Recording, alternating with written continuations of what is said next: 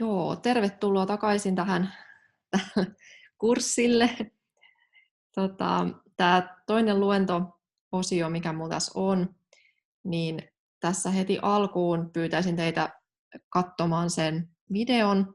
Sieltä löytyy myös sieltä Moodlesta näistä terveyden sosiaalisista määrittäjistä. Linkki löytyy myös tuosta slaidien alhaalta.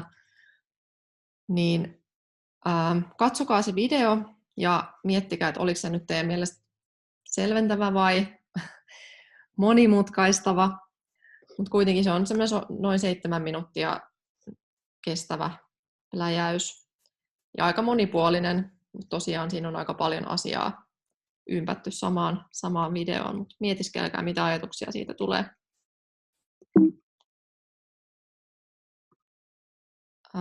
Tässä toisessa luento-osuudessa niin käydään vähän niitä erilaisia teoreettisia malleja siitä, että miten sosiaaliset tekijät vaikuttavat terveyteen ja minkälaisilla mekanismeilla. Ja tosiaan tämä terveyden ja sosioekonomisten tai sosiaalisten tekijöiden välinen yhteys on tosi monimutkainen. Ja siitä ei toistaiseksi ole olemassa mitään tämmöistä grand theoryä, joka selittäisi tämän koko homman, vaan enemmänkin on tämmöisiä erilaisia niin kuin erilaisista näkökulmista lähestytään tätä asiaa. Ja nyt tässä luennolla katsotaan erityisesti tämän Johann Mackenbachin lähestymistapaa. Mutta sitten tämän lisäksi on elinkaarimallit, joita tänään nyt ei käydä, niin tarjoaa hyviä näkökulmia tähän ilmiöön ja just siihen, että mikä näitä terveyseroja selittää ja miten ne lapsuudesta lähtien kehittyvät.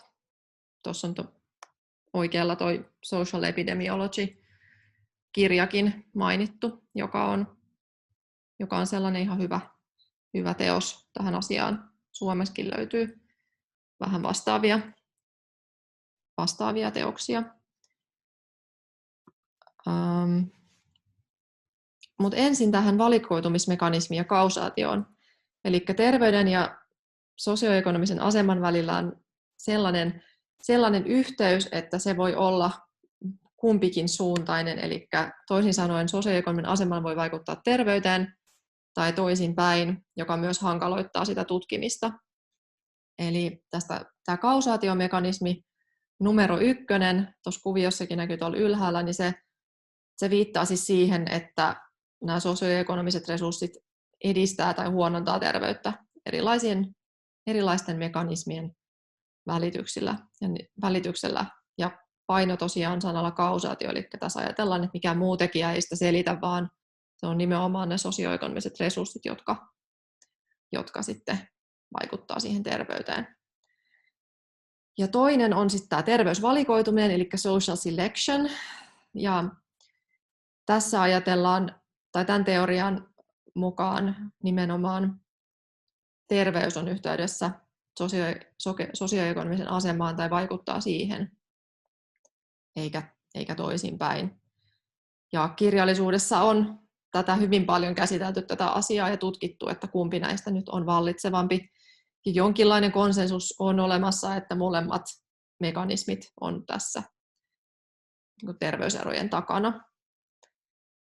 Ja näiden kahden lisäksi voidaan oikeastaan erillisenä tekijänä ajatella tämmöistä näitä kolmansia tekijöitä, jotka voi selittää myöskin sosioekonomiset terveyserot. Ja sitä kutsutaan englanniksi termillä confounding.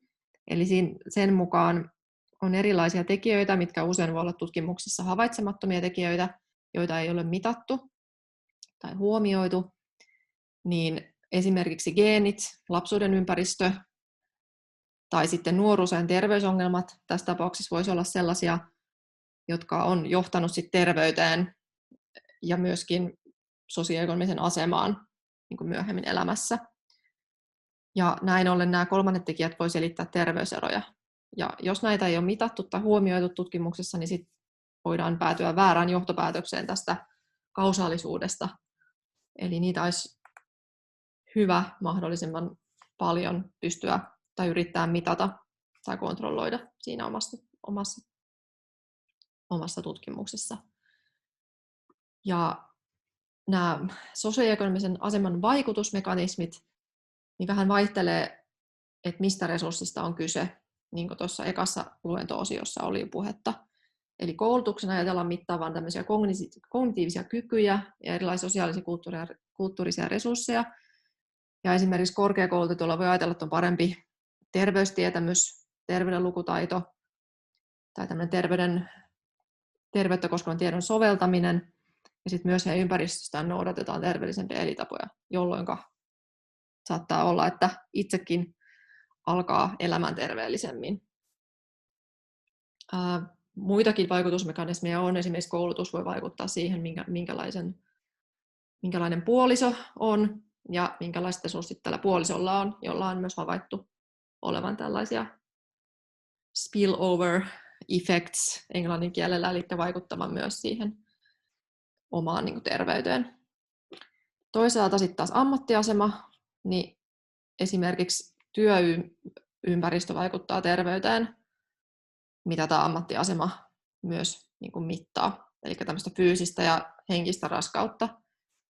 Ja myös matala status, eli asema sitten suhteessa muihin, niin ajatellaan, että se sairastuttaa tai tulee tämmöinen statussyndrooma. Tämä on Michael Marmotin termi tähän liittyen. Ja sitten tulot, niin tuloilla esimerkiksi voi ostaa, korkeimmilla tuloilla voi ostaa myös parempia palveluita, nopeampia palveluita ja esimerkiksi myös terveellisempää ruokaa tai ylipäänsä voi noudattaa terveellisempiä elintapoja, jos on korkeammat tulot keskimäärin. Ja sitten Mackenbachilla on tosiaan 6 tällaista eri selitysryhmää terveyseroille. Näitä selitysryhmittelyjä ja selityksiä on paljon muitakin, mutta tämä on nyt yksi tapa jäsentää näitä tekijöitä, jotka näihin terveyseroihin kontribuoitaan vaikuttaa. Ja yksi on geenit ja sitten tämä lapsuuden ympäristö, jotka voi kumpikin vaikuttaa sekä sosioekonomiseen asemaan että terveyteen. Eli kognitiiviset kyvyt, persoonallisuus ja lapsuudessa vanhempien sosioekonominen asema tai jopa sikiöaikaiset tapahtumat ja terveys ja sitten vanhempien toiminta siellä varhaisessa ympäristössä. Ja myöskin materiaaliset elinolot, eli resurssit vaikuttaa. Eli tämä liittyy nyt siihen sosioekonomiseen asemaan, eli taloudelliset resurssit ja työolot, ehkä jopa asuinalue, voi vaikuttaa sitten näihin terveyseroihin. Ja psykologiset ja sosiaaliset tekijät voi olla näitä mekanismeja, eli eri sosioekonomisissa ryhmissä tai sosiaalisissa ryhmissä on keskimäärin eri määrä psyykkistä stressiä, resilienssiä, ehkä erilaisia persoonallisuuksia ja erilainen kontrolli- ja pystyvyysusko, sosiaalinen tuki ja verkostot voi vaikuttaa siihen, voi vaikuttaa terveyteen ja nämä voi myös vaihdella sitten sosioekonomisesta asemasta toiseen. Ja kuten oli puhetta, niin tämä terveydenlukutaito ja tietämys erilaisista terveysjärjestelmistä ja sitten tämä status voi olla terveyteen vaikuttavia tekijöitä. Ja myös sitten terveyskäyttäytyminen 5. ryhmänä, mihin kuuluu tupakointi, alkoholi, liikunta, ravinto ja muut vastaavat terveyskäyttäytymisen osa-alueet. Ja 6. myös terveydenhuolto voi vaikuttaa, eli sosioekonomisesta ryhmästä riippuu se, että kuinka nopeasti pääsee hoitoon tai ennaltaehkäiseviin palveluihin ja sitten tämä hoidon laatu. Ja erityisesti tämä pätee niihin maihin, joissa on huonompi terveydenhuolto tai eriarvoisuutta tähän terveydenhuoltoon pääsyn osalta.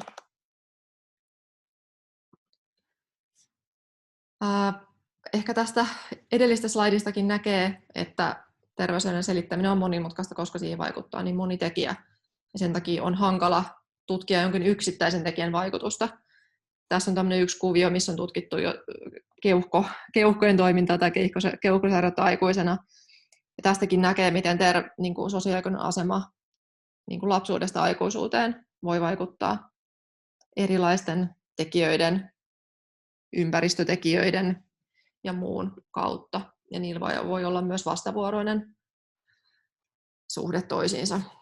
Eli on hankala tutkia, että mikä tekijä vaikuttaa, koska eri tekijät on yhteydessä toisiinsa.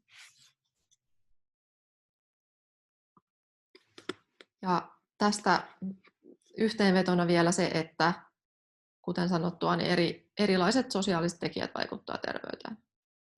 Ja myös muutkin kuin sosiaaliset tekijät. Ja erityisesti ajatellaan, että tämä resurssien epätasainen jakautuminen eri sosioekonomisissa ryhmissä selittää keskeisesti näitä terveyseroja. Ja selitysmalleja ja mekanismeja on useita ja haastavia tutkia niiden vaikutusta. Ja kaikki tämä tapahtuu tietynlaisessa ympäristössä, eli myös yhteiskunta ja muu elinympäristö kuin sitten nämä sosioekonomiset tekijät, omat sosioekonomiset tekijät, niin vaikuttaa siellä taustalla.